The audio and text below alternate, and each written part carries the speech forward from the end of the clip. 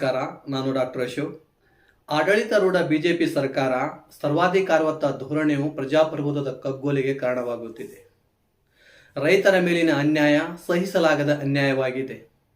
ರೈತರನ್ನು ಆತಂಕವಾದಿಗಳ ಹಾಗೆ ನಡೆಸಿಕೊಳ್ಳುತ್ತಿರುವಂತಹ ಕೇಂದ್ರ ಸರ್ಕಾರ ನಡೆಯು ಖಂಡನೀಯವಾದದ್ದು.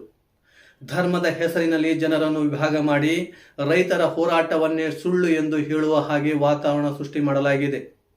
ರೈತರ ಮೇಲೆ ಆಗುತ್ತಿರುವ ಅನ್ಯಾಯ ಅತ್ಯಾಚಾರ ಜನರಿಗೆ ನಗೆಪಾಠವಾಗಿ ಕಾಣುತ್ತಿದೆ. ರೈತರನ್ನು ದೆಹಲಿಗೆ ಬರದಂತೆ ತಡೆಯುವ ದುಸ್ಸಾಹಸ ಮಾಡಿರುವ ನರೇಂದ್ರ ಮೋದಿಯವರು ರಸ್ತೆಯ ಮೇಲೆ ಬ್ಯಾರಿಗೇಡ್ ನಿರ್ಮಾಣ ಮಾಡಿ ಕೀಲುಗಳನ್ನು ರಸ್ತೆಯ ಮೇಲೆ ನಡೆಸಿ ರೈತರಿಗೆ ಅಷ್ಟೇ ಅಲ್ಲದೆ ಸಾರ್ವಜನಿಕರಿಗೂ ತೊಂದರೆ ಆಗುವ ಹಾಗೆ ದುಸ್ಸಾಹಸವನ್ನು ಮೆರೆಯುತ್ತಿದ್ದಾರೆ. ಅಮರ್ ಉಜಾಲಾ ಪತ್ರಿಕೆಯ ವರಿಷ್ಠ ಪತ್ರಕಾರರಾದಂತಹ ಪ್ರೇಮ್ ಕುಮಾರ್ ಅವರು ಮೋದಿಯವರ ನಡೆಯನ್ನು ಖಂಡಿಸಿ ಅದ್ಭುತ ಮಾತನ್ನು ಆಡಿದ್ದಾರೆ. ಒಂದು ವೇಳೆ ನಿಮಗೆ ಯಾರಿಗಾದರೂ ಹಿಂದಿ ಭಾಷೆ ಅರ್ಥವಾದರೆ ದಯವಿಟ್ಟು ಈ ಮಾತನ್ನು ಕೇಳಿ, ನಿಮಗೂ ಕೂಡ ಮೋದಿಯವರ ನಿಜವಾದ ಬಣ್ಣ ತಿಳಿಯುತ್ತದೆ. जो भी आंदोलन होता है उसमें एक शक्ति होती है और वो शक्ति जनता की ताकत होती है. अब इस ताकत से सरकार को सचेत रहना होता है कि उससे आंदोलन के कारण लोगों को परेशानी न हो, आंदोलन के कारण कानून व्यवस्था की स्थिति न बिगड़े. ये तमाम चीजें चिंता करती है सरकार. एक डॉक्टर समूह जब हड़ताल पे जाता है तो मरीजों के मरने की आशंका रहती है. तो इसका मतलब थोड़े है कि डॉक्टर जो है मरीज का विरोधी है घोषित कर दे. इसका मतलब डॉक्टर को अधिकार नहीं है आंदोलन करने का. आंदोलन होगा, डॉक्टर अगर आंदोलन पे जाएंगे तो मरीज की मौत होगी, लेकिन इसकी जिम्मेदारी चुनी हुई सरकार की होती है कि वो मरीज की मौत ना हो और डॉक्टर को आंदोलन पे रोके. क्योंकि जनता ने सरकार को चुना है, डॉक्टरों को नहीं चुना है. जनता, ये मूल बात को समझना पड़ेगा. अब है कि आंदोलनकारी का जो पेंट किया जा रहा है कि ऐसे हैं वैसे हैं. देखिए, सबसे पहले सड़क को जाम किसने किया? भाई सड़क जाम तो किसानों ने नहीं लगाया. सड़क जाम कीले ठोकी गई, बड़ी बड़ी सीमेंट की चीजें बनाई गई, गिट्टी भरे गए, क्या नहीं किया गया?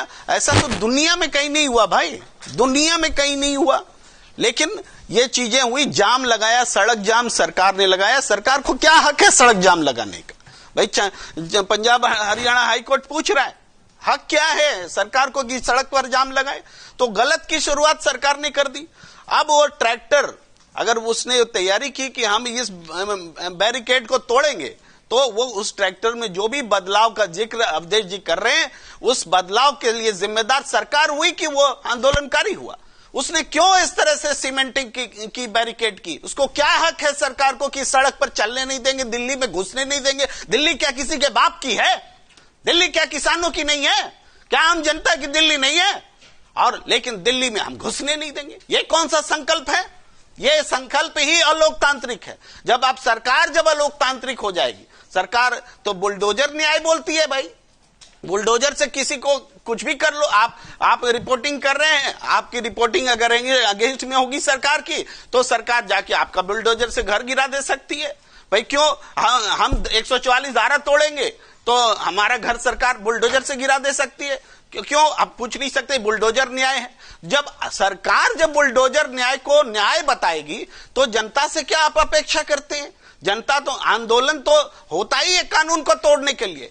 आंदोलन का 144 धारा फॉलो करके आंदोलन होगा कि डिसिप्लिन में आइए, लाइन में लग जाइए और दिल्ली में जाइए.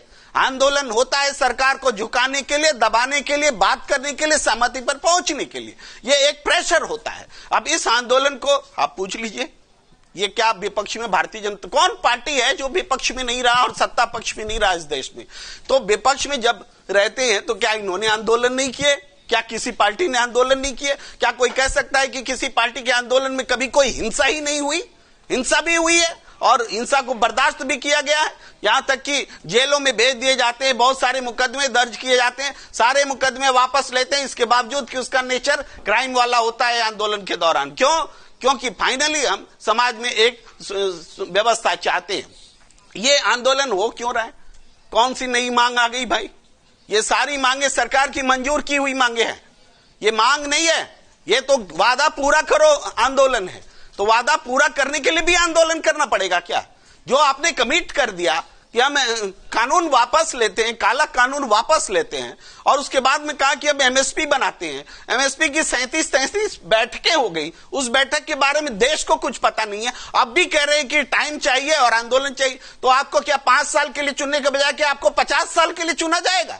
जनता 5 साल आपको चुन के देती है, आप 3 साल में अब तक कोई परिणाम नहीं निकाल सके, और अब कहते हैं कि फिर अगली बार चुन के आएंगे। अगली बार चुन के ही नहीं आओगे तुम, तो इसी कार्यकाल में आपको सॉल्यूशन देना पड़ेगा। इसीलिए जनता सड़क पर है, और आंदोलन को दोष देना, आप कह रहे हैं कि आंदोलनकारी ऐसे है वैसे। इधर वार्ता चल रही है तो रात में आंसू बम गिराने का क्या मतलब है? रात में आंसू बम गिराएंगे आप? ये इजराइल और हमास की लड़ाई बना दिया है क्या आपने? और ये जो हालात बना दिया, और उसके बाद अगर कोई बेचैनी में कोई प्रतिक्रिया करेगा तो उसको देशद्रोही कहोगे? देशद्रोही वो लोग हैं जो जनता पर, अपनी जनता पर आसमान से बम गिरा रहे हैं। ये अलोकतांत्रिक सरकार है, ये जनता विरोधी सरकार है, और इसका जवाब जनता। ಮೋದಿಯವರು ರೈತರನ್ನು ನಡೆಸಿಕೊಳ್ಳುವ ನೀತಿ ಎಷ್ಟು ಅಮಾನವೀಯವಾಗಿದೆ ಎಂದರೆ ಅದನ್ನು ಕಣ್ಣಿನಿಂದಲೂ ನೋಡಲು ಸಾಧ್ಯವಾಗುತ್ತಿಲ್ಲ. ರೈತರ ಮೇಲೆ ಆಗುತ್ತಿರುವ ಅನ್ಯಾಯವು ದೇಶ ವಿದೇಶಗಳಲ್ಲಿಯೂ ಕೂಡ ಖಂಡನೀಯವಾಗುತ್ತಿದೆ. ಒಂದು ಸಲ ಈ ವಿಡಿಯೋ ನೋಡಿ, ನಿಮಗೂ ಅರ್ಥವಾಗಬಹುದು ಎಂದು ಅಂದುಕೊಳ್ಳುತ್ತೇನೆ. India has been taken over by an extremist authoritarian regime headed by Prime Minister Narendra Modi since May 2014. Attempts are on to cover up the extreme degradation of the country and its democratic institutions under Modi, to ensure that the international community as well as the Indian diaspora in the US keep the focus away from all that is wrong in the country. Right-wing Hindu groups in the US supporting Modi are not only infiltrating US politics at every level, including the Congress and the Senate, they are also striving to gain acceptance from the Hindu culture to keep up the facade of all is well. As a born Hindu myself, living in the US, I feel compelled to reveal the larger game plan of not just the Indian government under Modi, but also its supporters here in the US. Prime Minister Modi is a product of the RSS, a right-wing paramilitary group inspired by the Nazis. The international wing of the RSS, the HSS, and its allies, including the World Hindu Council of America, Hindu American Foundation, Hindu Students Council, operating in several US universities supposedly to celebrate Hindu culture, are doing exactly the opposite. Modi and his ministers are using Hinduism to spread extreme hate against the minorities, whether it's Muslims, Christians, Sikhs, or Dalits. The hate is being perpetrated to enable his government to get away with mass-scale corruption and looting. 50 million Indians have been pushed into poverty since the COVID crisis, and the Modi government has no answer for them. Modi and his supporters propagate the Hindutva philosophy, which is nothing but saffron terror group not related to Hinduism at all. Modi supporters who have lived in the USA for decades are pushing the radical Hindutva agenda aggressively in every state and city in the US, not endorsed by most Hindus, especially in all Indians, a majority of them Hindus. The US needs to wake up to the prospect of harboring Hindutva without being aware of it. ಸಮಯ ಮೀರಿ ಹೋದರೆ ಏನು ಮಾಡಲು ಸಾಧ್ಯವಿಲ್ಲ. Vote ಹಾಕುವ ಮೊದಲು ಈ ಎಲ್ಲ ವಿಚಾರಗಳನ್ನು ತಲೆಯಲ್ಲಿ ಇಟ್ಟುಕೊಂಡು ವೋಟ್ ಬೂತಿಗೆ ಹೆಜ್ಜೆ ಹಾಕಿ. ಧನ್ಯವಾದಗಳು.